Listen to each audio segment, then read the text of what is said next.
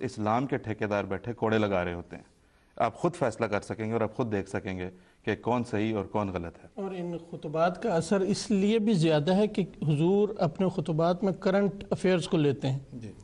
مثلا غزہ میں جو بمباری ہوئی وہ حضور نے لیا. ہم اب ادھر یہ کہہ رہے ہیں کہ جماعت جو ہے اسرائیل کی ایجنٹ ہے. ابھی جو پڑھا انہوں نے, جب وہ لوگ پڑھتے جب وہ جماعت پڑھتے کے ہیں 4 کم سن بچے انہوں نے پکڑ کے وہ سمجھ رہے ہیں کہ اسرائیل کے ایجنٹوں کو پکڑ ایجنٹ ہیں, اور وہ جب وہ پڑھتے ہیں کہ یہ جماعت کے خلاف یہ الزام لگتے ہیں اور جماعت یہ کر رہی ہے غزہ والوں کے لیے ملینز آف پاؤنڈز جماعت دے رہی ہے غزہ والوں کو اقوام متحدہ کے ذریعے, تو وہ پھر ان کی آنکھیں کھلتی ہیں, کہتے ہیں ہم کیا پڑھتے رہے ان لوگوں کے بارے میں اور یہ نکلے کیا ہیں. اور ابھی پچھلے دنوں ایک شخص کہہ رہا تھا کہ میں آپ کا سخت ترین مخالف تھا, لیکن جو میں نے آپ دیکھا ہے آپ کے, اس کی وجہ سے میں آپ کو بتاتا ہوں کہ میں آپ کے سامنے ابھی بیعت کرتا ہوں. یہ کل پرسوں کی بات ہے. یہ سب جو انٹرنیٹ کے اوپر اور حضور نے جماعت کی کتب اور حضور کے خطبات دینے شروع کیے ہیں, اس کی وجہ سے الگ فصیح اثر ہو رہا ہے. تو جب بھی عالم اسلام کو کوئی بھی خطرہ درپیش ہوا ہے تو ان خطرات کی قبل از وقت نشاندہی, اس کے لیے رہنمائی کہ کس طرح اس کا مقابلہ کرنا چاہیے, یہ ہمیشہ خلافت احمدیہ سب سے پیش رہی ہے. ہندوستان میں کہ مسلمانوں کے مسائل ہوں, کشمیر کا مسئلہ ہو, فلسطین کا مسئلہ ہو, افریقہ کے مسلم ممالک ہیں ان کی آزادی کا مسئلہ ہو, ان کے لیے آواز اٹھانے والے حضرت صلی اللہ علیہ وسلم پر نازیبا گندے گھنونے الزامات جب مغرب کی طرف سے لگائے جاتے ہیں تو ان میں جواب دینے میں سب سے اول خلافت احمدیہ کی طرف سے آواز بلند ہوتی ہے. مجھے آپ ماضی کی تاریخ تو ساری وہ بہت کھلی ہوئی ہے, اس زمانے میں کوئی چیز بھی مخفی نہیں ہے. ابھی جب یہ سلمان رشدی کا چلا تھا سلسلہ تو مسلمانوں نے اس پہ عام مسلمانوں نے کیا دکھایا کہ کچھ پتلے جلا دیے, کچھ دکانیں جلا دیں, کچھ توڑ پھوڑ کر دی. اس وقت خلیفۃ المسیح رابع رحمہ اللہ نے کثرت سے اپنے خطبات میں, پریس کانفرنسز میں اسلام کا صحیح موقف بتایا اور حضرت صلی اللہ علیہ وسلم کی سیرت بتائی, اور پھر اس کا جواب بھی لکھوایا انگریزی میں اس کی سیٹرنک ورسز کا, اور وہ بھی جماعت کی طرف سے شائع ہوا. اس زمانے میں بھی خلافت الخامسہ کے دور میں, حال کے تازہ دور میں جب یہ کارٹونوں کا مسئلہ اٹھا ہے, ڈینش کارٹونوں کا, تو خلیفۃ المسیح کی طرف سے سب سے پہلے آواز بلند ہوئی ہے, اور پھر امت مسلمہ کی رہنمائی کی گئی ہے کہ ان الزامات کا جواب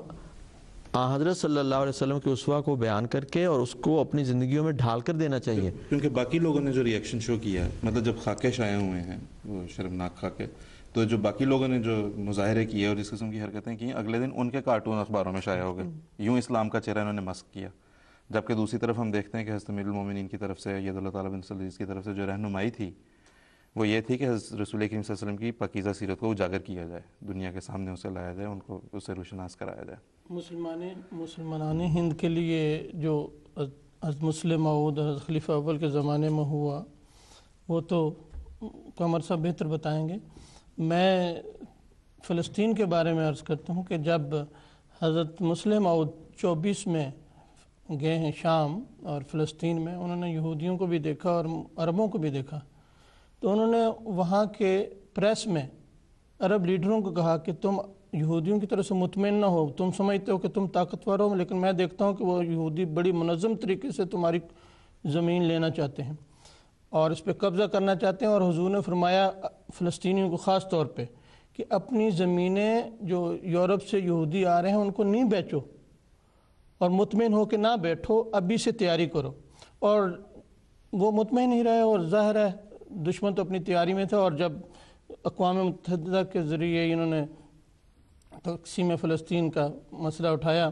تو اس وقت رشین بلاک کی طرف مائل ہو رہے تھے عرب زعماء. تو حضور نے اس وقت ایک پمفلٹ شائع فرمایا جس کا نام تھا الکفر ملت واحدہ, کہ کافر سارے کے سارے ایک ہی ملت ہیں, کیوں روس بھی تمہارے خلاف ہے. اور حضور نے اس میں فرمایا کہ مسلمانوں کو اب متحد ہونا چاہیے فلسطین کی مدد کے لیے, کیونکہ خطرہ بیت المقدس کو نہیں ہے, خطرہ مکہ مدینہ کو ہے, خطرہ عربوں کو نہیں ہے, خطرہ محمد رسول اللہ صلی اللہ علیہ وسلم کا. اور پھر بعد میں ہم نے دیکھا کہ جو نتیجہ نکلا وہ بالکل حضرت مسلم موعود کی جو بصیرت افروز رہنمائی. اس کے علاوہ حضور نے پھر ایک اور پمفلٹ شائع فرمایا کہ جب انہوں نے فلسطین کو 2 ٹکڑے کر ہی دیا اس کے اوپر حضور نے تبصرہ فرمایا اور اس میں عرب پریس نے بڑا واضح طور پہ تبصرہ کیا اور جماعت کی حضرت خلیفہ ثانی کی خاص طور پہ بہت ہی تعریف فرمائی اور فرمایا کہ یہ جو امام جماعت احمدیہ یہ تو یہ کہہ رہے ہیں کہ فلسطینیوں کی مدد کے لیے چندہ اکٹھا کرنا چاہیے. جی بالکل بالکل. اچھا اور پھر یہ کہ مسلموں کی خدمات جو ہیں ان میں جو سیاسی اور ملی خدمات ہیں ان کو آپ ان خدمات سے الگ نہیں کہہ سکتے جو کہ امت مسلمہ وہ دراصل ایک ہی ہیں. جی فلسطین کے لیے، انڈونیشیا کے لیے، پھر ہندوستان کے لیے، تمام جتنے بھی تھیں، فلسطین کے لیے اس طرح بھی آپ نے بتایا. اس میں ایک بڑی اہم قابل ذکر خدمت جو ہے وہ آل انڈیا کشمیر کمیٹی کے سلسلے میں ہے. داؤد صاحب اگر کچھ اس کی تفصیل آپ ہمیں بتا سکیں. جی آل انڈیا کشمیر کمیٹی 1931 میں جو اسٹیبلش ہوا تھا، وہاں پہ اس وقت حالات ایسے تھے کہ مسلمانوں کے پاس کے رائٹس وائلیٹ کیے جا رہے تھے بہت خوفناک طریقے سے. وہاں پہ ہندو گورنمنٹ کا پورا زور تھا اور اس وقت جو مسلمان لیڈرز اکٹھے ہوئے تھے کشمیر میں، اس میں سر چودھری ظفر اللہ خان صاحب بھی تھے. اور اتفاق یہ ہے کہ بعد میں جو کافی بڑے مخالف بن گئے تھے جماعت احمدیہ کے، محمد اقبال صاحب، انہوں نے حضرت مسلم موعود کا نام پیش کیا تھا. میں یہ بتاتا چلوں کہ وہی محمد اقبال صاحب ہیں جو ڈاکٹر سر علامہ محمد اقبال کے نام سے جانے جاتے ہیں. جی تو انہوں نے حضرت مسلم موعود کا نام پیش کیا تھا اس کمیٹی کے چیئرمین شپ، پریزیڈنٹ شپ کے لیے. اور اس کے دور میں ایسے سکسیسفلی انہوں نے جو مسلمان مائنورٹی تھا کشمیر میں ان کے رائٹس ڈیفینڈ کیا گیا تھا کہ صرف یہ جماعت احمدیہ کی طرف سے نہیں ہے کہ ہم براڈ کاسٹ کر رہے ہیں کہ بڑا اچھا کام کیا تھا. وہاں پہ اسی وقت کے 1930s کے اگر اخبار دیکھا جائے تو ان میں ایسے ذکر تھا کہ ایسے ریپرزنٹیشن ہوئی ڈسپائٹ اس بات کے کہ آپس میں ریلیجیس ڈفرینسز بہت تھیں، لیکن ایسے اہم طریقے سے حضرت مسلم موعود نے مسلم رائٹس کو آرگیومنٹس کو پریزنٹ کیے، ان کو ڈیفینڈ کیے. کہتے کہ کوئی ایسے اگزامپل اور نہیں ہمیں مل سکتا کشمیر کی ہسٹری میں جب مسلمانوں کے رائٹس اس ساتھ ڈیفینڈ ہوئے تھے. اور یہ بھی یاد رہے کہ حضور نے صرف کوئی نظریاتی طور پہ اس کمیٹی کو چیئر نہیں کیا تھا، بلکہ حضور نے جماعت کے وکلاء کو وہاں پہ بھیجا اور وہاں پہ جو کام کر رہے تھے لوگ اس کاز کے لیے ان کی مالی طور بھی مدد کی. اور جب ہندوؤں نے دیکھا کہ یہ لوگ تو کامیاب ہو رہے ہیں، انہوں نے احراریوں کو بیچ میں اس کمیٹی میں ڈال دیا جنہوں نے حضرت خلیفہ ثانی پہ اعتراض کرنے شروع کر دیا اور پھر حضرت خلیفہ ثانی نے ریزائن کر دیا. اور اس وقت کے مسلمان ہمدرد لوگوں نے کہا کہ اب انہوں نے کام کرنے والے آدمی کو نکال دی ہے، اب یہ کمیٹی چلے گی نہیں. اور ڈاکٹر سر اقبال اس کے صدر بنے جو کچھ کر نہ سکے اور کچھ دنوں کے بعد کمیٹی ہی ختم ہو گئی. جی بالکل. اور برصغیر کے لیے جو خدمات ہیں مسلم موعود کی، اس میں صرف یہ نہیں ہے کہ کسی ایک محدود سے طبقے کو حضور مخاطب کرتے تھے. آپ نے لاہور ریڈیو پہ خطاب کیا، عوامی خطاب کیا جس میں لوگوں کو آپ نے مخاطب کیا اور ان کی رہنمائی کی. اور اس پہ ہم دیکھتے ہیں، یہ معترضین تو ہمیشہ سے رہے ہیں، لیکن ہم دیکھتے ہیں کہ دیوان سنگھ مفتون جیسے بلند پایا صحافیوں نے اس خطاب کو سراہا، کیونکہ وہ شعور بیدار کرنے کی ہمیشہ سے جس طرح سے جماعت احمدیہ کا طریق رہا ہے، وہ اس شعور بیدار کرنے کی غرض سے وہ خطاب تھا اور بہت اس لحاظ سے کامیاب خطاب تھا وہ. اس کے علاوہ دیکھیں خلافت احمدیہ کے ذریعے